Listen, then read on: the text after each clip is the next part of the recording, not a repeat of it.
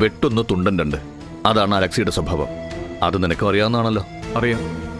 അവന് മാത്രമല്ല, എനിക്കുണ്ട് അങ്ങനെ ചില സ്വഭാവങ്ങൾ. അത് അലക്സിക്ക് അറിയാത്തോണ്ടാ. നിന്നെ പോലെയല്ല അവൻ.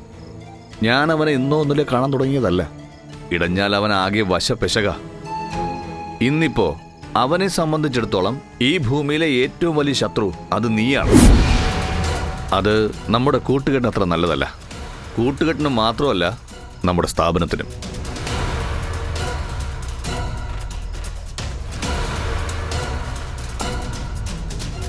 ഞാൻ അവനോട് പലതരത്തിൽ പറഞ്ഞു നോക്കി, അവനൊന്നും കേൾക്കുന്നില്ലടാ. അവൻ ഒടുക്കത്തെ കലിപ്പില്ല.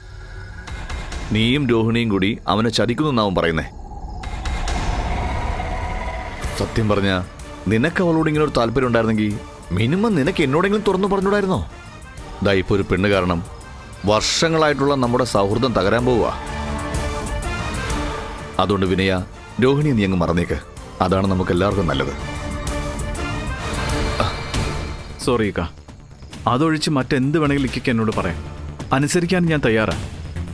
പക്ഷെ രോഹിണിയുടെ കാര്യത്തിൽ എൻ്റെ പെറ്റമ്മ പറഞ്ഞാലും എനിക്ക് ഒഴിവാക്കാൻ പറ്റില്ല എന്ന് അലക്സിയോട് പറഞ്ഞേക്ക്. ഒരു പെണ്ണിന് വാക്ക് കൊടുത്താൽ ചതിക്കുന്നവനല്ല ഈ വിനയചന്ദ്രൻ.